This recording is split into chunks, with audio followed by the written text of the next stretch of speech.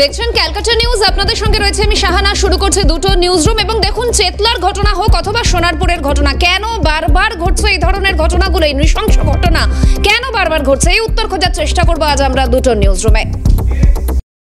Italian olive oil আর ভেষজের গুণে সমৃদ্ধ Jack olive oil body oil. যদি আমরা শুরুতেই চেতলার ঘটনার দিকে নজর রাখি, চেতলায় মদের আসরে খুন ব্যক্তি, মৃত ব্যক্তি পেশায় গাড়ি চালক এমনটা জানা যাচ্ছে, এবং মদের আসরে টাকার ভাগাভাগি নিয়ে অশান্তি, এবং তারপরেই ধারালো অস্ত্রের কোপ এবং প্রাণ হারান অশোক পাসওয়ান নামের ওই ব্যক্তি। কিন্তু প্রশ্ন হলো, কেন বারবার এই ধরনের ঘটনাগুলো ঘটছে? কারণ সাম্প্রতিককালে বেশ কিছু ঘটনার দিকে যদি আমরা নজর রাখি, এটাই প্রথম ঘটনা নয়। চেতলার এই ঘটনা কিন্তু শুধুমাত্র একটা বিক্ষিপ্ত ঘটনা নয়, কারণ বারবার এই ধরনের ঘটনা ঘটেই চলেছে। চেতলা হোক বা সোনারপুর, এর আগেও আমরা দেখেছি সনাতন নস্কর যেভাবে প্রাণ হারিয়েছেন, এবং তারপর একের পর এক মানে বৃদ্ধ বৃদ্ধা তারা পর্যন্ত রেহাই পাচ্ছেন না। কিন্তু এই অসহিষ্ণুতা কেন? কেন এই ধরনের মনোভাব? কেন এই মানসিকতা? কোথা থেকে জন্ম নিচ্ছে এই মানসিকতা? কেন মানুষ সহ্য ক্ষমতা কি তাহলে হারাচ্ছে, এবং কেন এতটা মারমুখী হয়ে উঠছে? কেন বারবার আইনের তোয়াক্কা না করে আইন নিজের হাতে তুলে নিচ্ছে মানুষ? কেন বারবার এই ধরনের ঘটনা ঘটছে? অবশ্যই এই প্রশ্নগুলো অত্যন্ত যুক্তিপূর্ণভাবে এই মুহূর্তে উঠছে।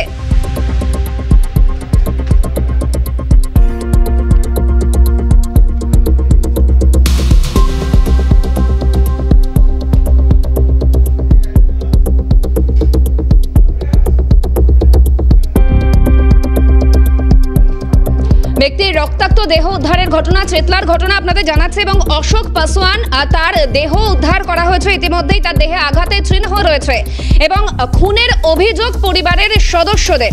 লোহার শাবল দিয়ে তাকে খুন করা হয়েছে, এবং প্রত্যক্ষদর্শীদের তরফ থেকে এই বিষয়টি জানানো হয়েছে। 17 নম্বর বাস স্ট্যান্ড, সেই এলাকায় মদ্যপান করছিলেন ওই ব্যক্তি, এবং তার সঙ্গে আরো অনেকে উপস্থিত ছিলেন। সেখানেই খুন হন অশোক পাসওয়ান নামের ওই ব্যক্তি। এবং এই ঘটনার পর অনেকগুলো প্রশ্ন উঠতে শুরু করেছে। মৃতের পরিবার এবং সাধারণ মানুষ তারা কি বলছেন শুনুন। মনে হচ্ছে রক্ত ঝরঝর করে পড়ছে, এসে দেখছি আমার মেয়ে, আমার সব ছুটে চান হয়ে গেছে, এখান থেকে রক্ত বেরোচ্ছে। আচ্ছা, আমরা বুঝতে পারিনি ডাক্তার ওয়াশ করছে, তখন এখানটায় দেখছি ছুরির দাগ রয়েছে, ফাটিয়ে দিয়েছে এখানটায়। মামাকে মেরে কে মারলো আমরা কেউ বুঝতে পারছি না। রডে এখানে সবাই দেখেছে হাতে করে রড ছিল, এইটা কেউ মেরেছে, হাতে রড ছিল, যখন মারছিল মনে হয় রডটা নিয়েছিল মারবে বলে রিটার্ন, কিন্তু রড সেই লোকটাকে কেউ দেখেছে যে মেরেছে? না, শুধু ছুটে ছুটে গেছে, কেউ বলছে না। এত লোক এখানে, কেউ 11:30 দাদা কেউ চলাফেরা করবে না, সবাই চলাফেরা করছিল, কিন্তু কেউ বলছে না। দয়া করে কেউ বলো আমার মামাকে কে মেরেছে। একটা রড ঢুকিয়ে দিয়েছিল। আচ্ছা, রড ঢোকাতে এদিক দিয়ে বেরিয়ে গেছে, মুখ দিয়ে গঙ্গার মতন জল পড়ছিল, রক্ত বেরোচ্ছিল। আচ্ছা, পুলিশকে সঙ্গে সঙ্গে আমরা জানাই, পুলিশ এসে এখান থেকে তুলে নিয়ে গিয়ে হসপিটালে দিয়েছে। কজন ছিল? কাদের সঙ্গে এই ঝামেলাটা দেখেছে? যে গন্ডগোলটা কার সাথে হয়েছে? 4-5 জন ছিল। আচ্ছা দাদা, এদিকে ওর বাড়ি হচ্ছে এইখানটা 9 নম্বর গেটের কাছে। আচ্ছা, তা ছেলে ভালো, কিন্তু ওই সঙ্গপঙ্গর দোষে এরকম কি হচ্ছিল? মানে তখন ওরা কি করছিল? মল খাচ্ছিল। কোন জায়গাটায় বসে? ওই তো বাসের পিছনে। হ্যাঁ, একজনকে পুলিশ নিয়ে গেছে বলছি না, পুলিশ অ্যাসিউরেন্স দিয়েছে যে 24 ঘন্টার মধ্যে যে খুন করে ধরা পড়ে যাবে।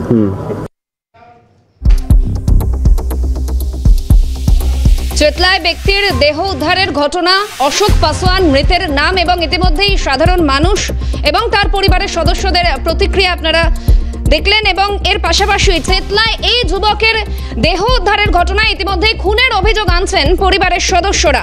তদন্ত শুরু করেছে গোটা ঘটনা চেতলা থানার পুলিশ। ঘটনাস্থলের ভিডিওগ্রাফি করে চেতলা থানা। রাতেই 3 জনকে আটক করে জিজ্ঞাসাবাদ। অশোক পাসওয়ানকে খুনের অভিযোগ পরিবারের। বন্ধুদের মধ্যে কেউ প্ল্যান করে খুন করেছে তাকে, এমনটাই অভিযোগ উঠে আসছে।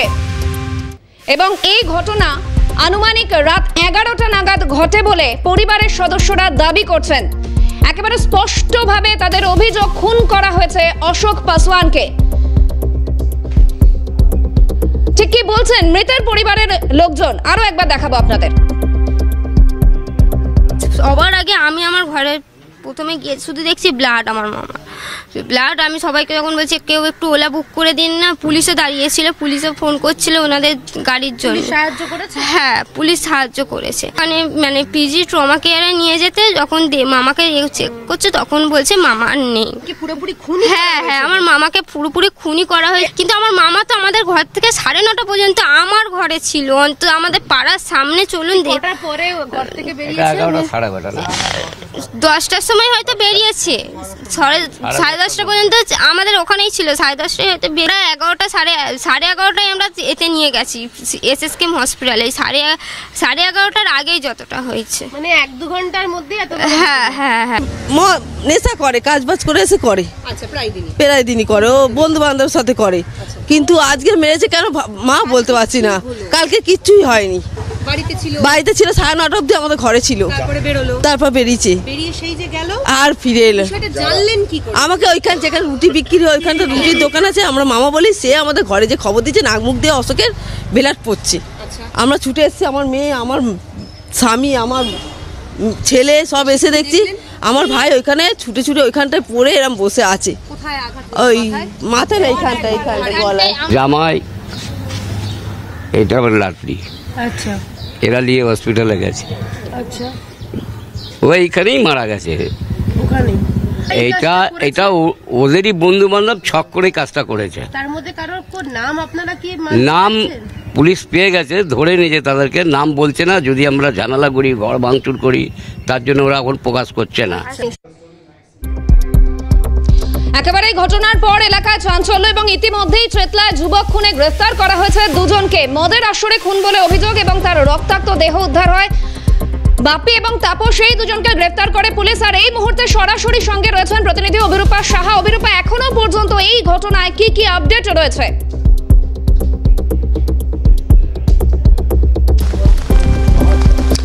দেখো, দুজনকে এই মুহূর্তে গ্রেপ্তার করা হয়েছে। একজনের নাম তাপস, অন্যজনের নাম বাপি। এই দুজনই ঘটনার সময় উপস্থিত ছিলেন, অর্থাৎ যেভাবে শাবল দিয়ে খুঁচিয়ে বা কুপিয়ে তাকে খুন করা হয়েছে, অর্থাৎ এই অশোক পাসওয়ান। খুনের সময় মোট 5 জন ছিলেন। 5 জনের নামে এফআইআর দায়ের করা হয়েছে। সেই 5 জনের মধ্যে আপাততভাবে 2 জনকে গ্রেপ্তার করেছেন চেতলা থানার পুলিশ আধিকারিকেরা। কিছু সময় পরে এই অভিযুক্ত 2 ব্যক্তিকে নিয়ে আসা হবে আলিপুর আদালতে। আলিপুর আদালতে পেশ করে নিজেদের হেফাজতে নিয়ে তদন্ত প্রক্রিয়া চালিয়ে নিয়ে যাবেন চেতলা থানার পুলিশ আধিকারিকেরা। কিন্তু বিষয় হচ্ছে যেভাবে তাকে খুন করা হলো এবং যে জায়গায় তাকে খুন করা হলো, অত্যন্ত সেন্সিটিভ একটা জোন। তার কারণ 1 কিলোমিটারের মধ্যেই রয়েছে কলকাতা পুরসভার মেয়র ফিরহাদ হাকিমের বাড়ি এবং তার নিজের ওয়ার্ড 82 নম্বর ওয়ার্ড। এই ওয়ার্ডে রাত্রিবেলা অর্থাৎ গতকাল শনিবার দিন মদের আসরে ওই ব্যক্তিকে কুপিয়ে খুনের অভিযোগ এবং পরিবারের সদস্যরা এবং এলাকার স্থানীয়রা যে অভিযোগ করছেন সেই অভিযোগ একেবারে মারাত্মক অভিযোগ। তারা বলছেন যে ওই এলাকায় নিত্যদিন শুধুমাত্র যে স্থানীয় তাই নয়, স্থানীয়দের সঙ্গে সঙ্গে বহিরাগতদের সেখানে রীতিমতো মদের আসর বসে। শুধু তাই নয়, একাধিক অসামাজিক কার্যকলাপ চলে ওই এলাকা জুড়ে। এর আগে যতবার এলাকার স্থানীয়রা প্রতিবাদ করেছেন ততবারই তাদেরকে বিভিন্ন রকম কটূক্তি, মারধরের সম্মুখীন হতে হয়েছে। আরও যেটা তারা মারাত্মক অভিযোগ করছেন তা হলো পুলিশি টহলদারি এলাকায় থাকলেও বহিরাগতদের দাপট ওই এলাকায় এতটাই মারাত্মক যে কোনোভাবেই তারা পুলিশকে কোনো রকমভাবে পাত্তা দেন না এবং শুধু তাই নয়, অতীতে পুলিশকেও আক্রমণের মুখে পড়তে হয়েছে, এমনটাই অভিযোগ করছেন এলাকার স্থানীয়রা। ফলে স্বভাবতই তারা ক্ষোভ উগরে দিচ্ছেন। তারা বলছেন এলাকায় পর্যাপ্ত আলো এবং সিসিটিভি ক্যামেরার নজরদারি নেই এবং দিনের পর দিন ওই এলাকায় রাতের অন্ধকারে বা সন্ধ্যের পর থেকেই মদের আসর বসে, বহিরাগতদের আনাগোনা হয় এবং গতকালকেও বিষয়টা একই রকম ছিল। অর্থাৎ এই অশোক পাসওয়ান তিনি বাড়ির বাইরে বের হন, তাকে ফোন করে ডেকে নিয়ে যাওয়া হয় এবং সেই সময় তাকে ধারালো অস্ত্র অর্থাৎ শাবল দিয়ে তাকে কোপানো হয় এবং পরবর্তীকালে তিনি কি গুরুত্বপূর্ণ তথ্য উঠে আসে অবশ্যই আমাদের সেদিকে নজর থাকবে। এখনকার মতো ধন্যবাদ অভিরূপা। এবং দেখুন, অনেকগুলো প্রশ্ন ইতিমধ্যে উঠছে। এলাকায় সিসি ক্যামেরা নেই, পর্যাপ্ত আলো নেই এবং অনেকগুলো বিষয় উঠে আসছে। আর এখান থেকে আমরা আলোচনা বিশ্লেষণ এগিয়ে নিয়ে যাওয়ার চেষ্টা করব।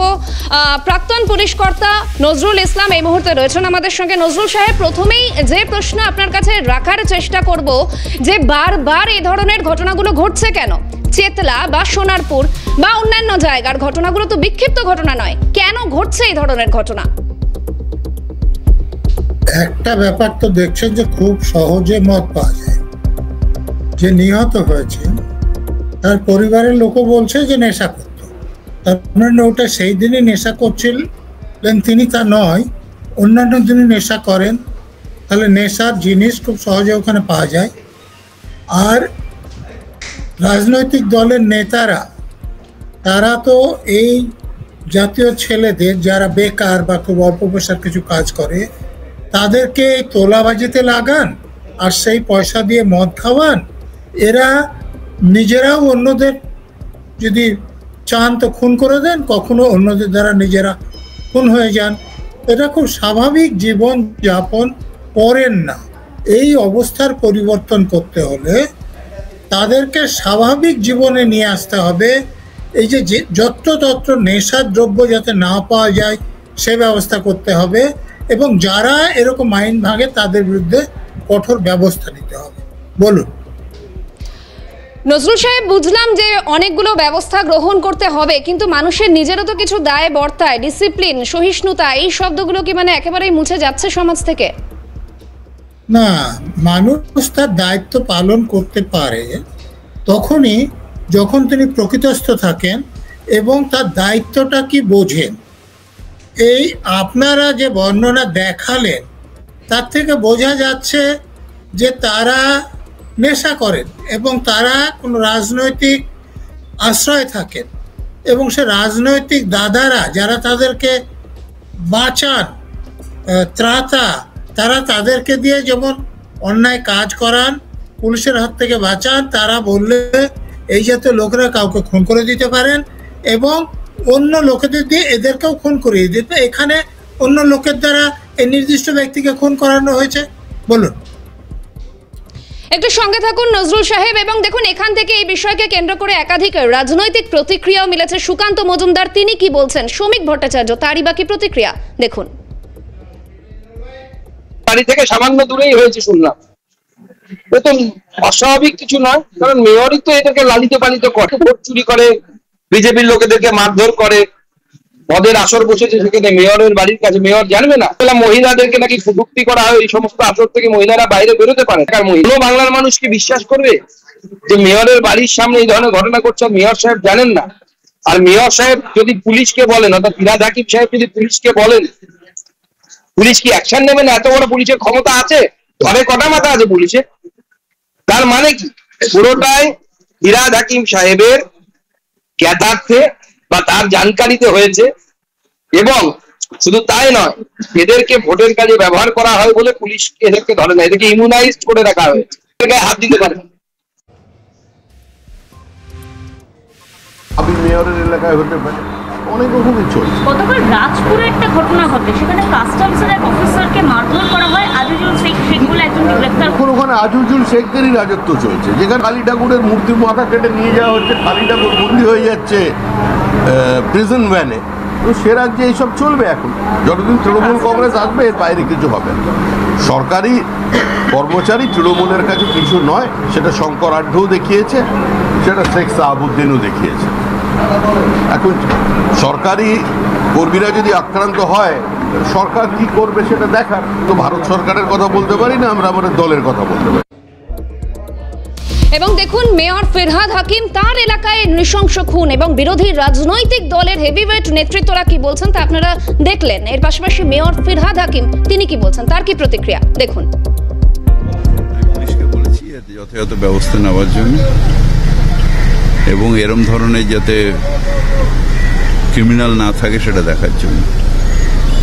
আইনের ব্যবস্থা নেবে, কাউকে ছাড়াও না, এবং যাতে এটা রিপিট না হয়।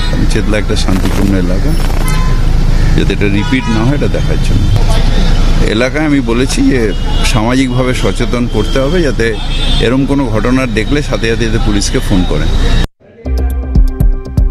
দেখুন, এই ঘটনায় ইতিমধ্যেই রাজনৈতিক মহল সরগরম এবং ইতিমধ্যেই বহু প্রতিক্রিয়া মিলেছে। আপনাদের শোনালাম, আপনাদের দেখালাম সেই প্রতিক্রিয়া, কিন্তু এর পাশাপাশি শুধু এখানেই এই ঘটনা নয়, সোনারপুরে সেখানেও ঘটেছে। সেখানে কাস্টমস অফিসারের উপর হামলার ঘটনা। প্রাক্তন পুলিশ কর্তা নজরুল ইসলাম রয়েছেন আমাদের সঙ্গে। নজরুল সাহেবকে একটু সঙ্গে থাকতে বলবো। সোনারপুরের ঘটনা এবং সোনারপুরে কাস্টমস অফিসারের উপর হামলা ঘটনা, ইতিমধ্যেই গ্রেফতার করা হয়েছে এক অটো চালককে। ইতিমধ্যেই গ্রেফতার করা হয়েছে। বচসা চলাকালীন দুজনের মধ্যে হাতাহাতি হয় এবং এরপর কাস্টমস অফিসারের বাড়িতে চড়াও হয় ওই অটো চালক। দেখুন সিসিটিভি ফুটেজ আপনাদের দেখাচ্ছি 23 অক্টোবর 2025-এর, অর্থাৎ যেদিন এই ঘটনা ঘটেছে সেদিনের সিসিটিভি ফুটেজ। কিন্তু প্রশ্ন হলো, কেন বারবার ঘটছে এই ধরনের ঘটনা? আইনের তোয়াক্কা না করে কেন মানুষ হাতে আইন তুলে নিচ্ছে? কেন এই ধরনের আক্রমণাত্মক মানসিকতা? সঙ্গে রয়েছেন নজরুল সাহেব। নজরুল সাহেবের কাছে যাব। নজরুল সাহেব, একদিকে চেতলার ঘটনা সম্পর্কে আপনার কাছে জানতে চেয়েছিলাম, এবারে এই সোনারপুরের ঘটনা, আবারও আমার একই প্রশ্ন, কেন ঘটছে এই ধরনের ঘটনা বারবার? সোনারপুরের ঘটনা তো খুব পরিষ্কার, তারা সংগঠিত। আমাদের আইনে যে অর্গানাইজড ক্রাইমের কথা আছে, তারা সে অর্গানাইজড ওয়েতে হাউস ট্রেসপাস করেছে এবং তারপরে আঘাত করেছে। তো এদের বিরুদ্ধে যদি কঠোর ব্যবস্থা নেওয়া হতো, তাহলে তারা এতজন লোক মিলে ওই বাড়িতে জোর করে ঢুকে এরকম আক্রমণ করার সাহসই করতো না। এরা নিশ্চয় নিজেদেরকে সব রকম ব্যবস্থা থেকে ইমিউন মনে করে। এরা দেখবেন কোনো রাজনৈতিক দলের আশ্রয় আছে, খুব সম্ভবত শাসক দলের আশ্রয় আছে। তার ফলে তারা মনে করছেন যে তারা যত অপরাধ করুক তাদের বিরুদ্ধে কোনো ব্যবস্থা নেওয়া হবে না। মাত্র একজনকে গ্রেপ্তার করা হয়েছে। আপনারা তো সিসিটিভি ক্যামেরাতে দেখালেন যে কতজন লোক, তাদেরকে চেনাও তো যাচ্ছে। তাহলে পুলিশ মাত্র একজনকে গ্রেপ্তার করে বসে থাকছে কেন বলুন? একটু সঙ্গে থাকুন নজরুল সাহেব। আর এই মুহূর্তে সরাসরি সঙ্গে রয়েছেন প্রতিনিধি তমাল সরকার। তমাল, এখনো পর্যন্ত কি আপডেট?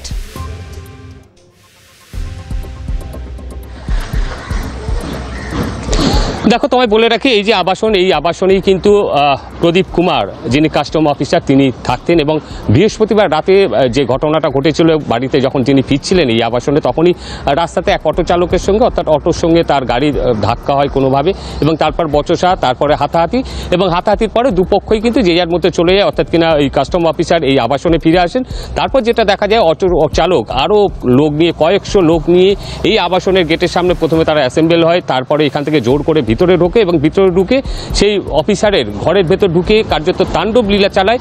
তার স্ত্রী এবং সন্তানের সামনেই সেই কাস্টম অফিসারকে বেধড়ক মারধর করে, ব্যাপক ভাঙচুর চালায় ঘরের মধ্যে। এবং সবথেকে বড় কথা, যে গুরুতর অভিযোগটা করছেন ওই কেন্দ্রীয় অফিসার, তিনি যেটা অভিযোগ করছেন, সেই সময় যখন থেকে মব এখানটায় জমায়েত করেছিল, তখন থেকে কিন্তু তিনি সোনারপুর থানায় বারংবার থানায় ফোন করেছিলেন যাতে পুলিশ ঘটনাস্থলে আসে, যাতে পরিস্থিতি নিয়ন্ত্রণ করা যায়, কিন্তু কোনো রকম তিনি সাহায্য পাননি। এরকম গুরুতর অভিযোগ।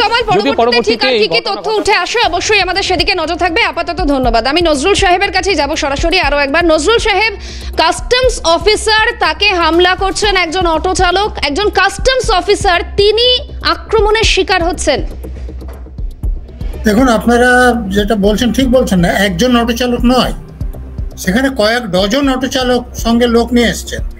এবং একটা কথা খেয়াল করবেন, যে পুলিশে ফোন করা হয়েছে, তিনি একজন সরকারি অফিসার, কেন্দ্রীয় সরকারি।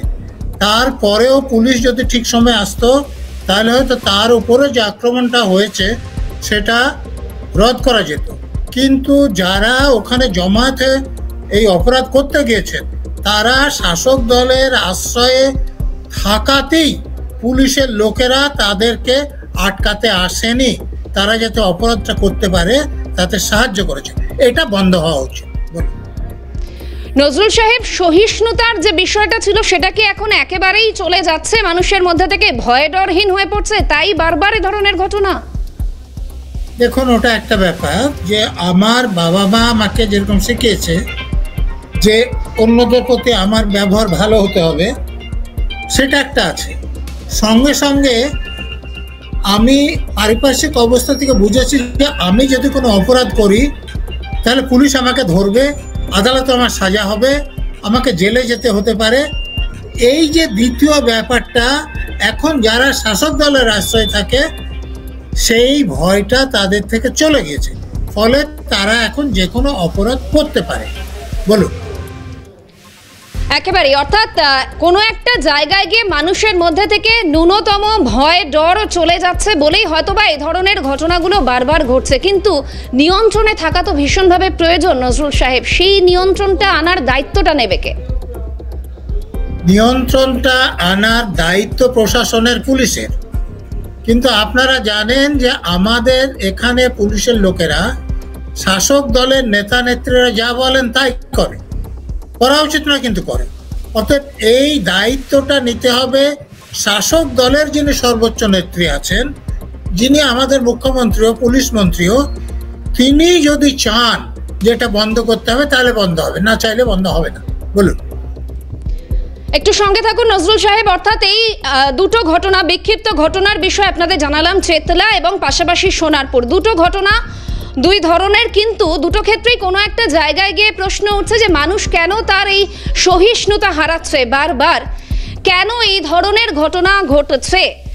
আরো একবার যাব নজরুল সাহেবের কাছে। নজরুল সাহেবের দায় কার? মানুষকেও তো কিছুটা দায় নিতে হবে। মানুষকে অবশ্যই দায় নিতে হবে।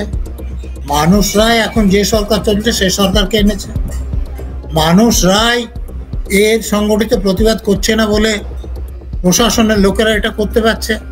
তবে সব থেকে বেশি দায় পুলিশ মন্ত্রীর, যিনি পুলিশ লোকদেরকে পক্ষপাত দুষ্ট করে দিয়েছেন, নিরপেক্ষভাবে কাজ করতে দিচ্ছেন না।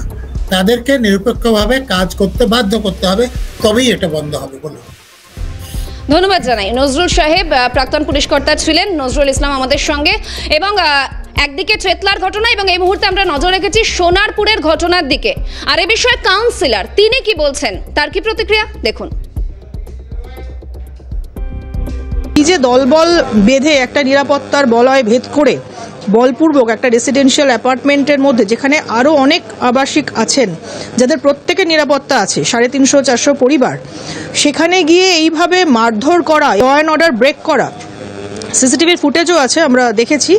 তো সত্যি এটা ভীষণ নিন্দার। আমি লোকাল প্রশাসনের কাছে রিকোয়েস্ট করব, হাত জোর করে রিকোয়েস্ট করব যে এই ক্রিমিনালস যারা আছে তাদের যেন এতটুকুও ছাড় না দেয়। তো আমি বলছি, অটো চালকের সঙ্গে যেটা হয়েছে সেটা ধরো ইনসিডেন্ট, কেন্দ্র করে ওই অটো চালককে সামনে রেখে কিছু লুম্পেন, কিছু ক্রিমিনাল এই অটোওয়ালাদের পেটের রুজি রোজগারের টানে তাদের রোজ বেরোতে হয়, তাদের সেন্টিমেন্টকে কাজে লাগিয়ে কিছু ক্রিমিনাল তারা কিন্তু এলাকায় সন্ত্রাস কায়েম করার জন্য, এলাকা দখলের লড়াইয়ে জেতার জন্য, নিজেদের মাসল পাওয়ার দেখানোর জন্য যেটা করলো, এটা খুবই নিন্দার।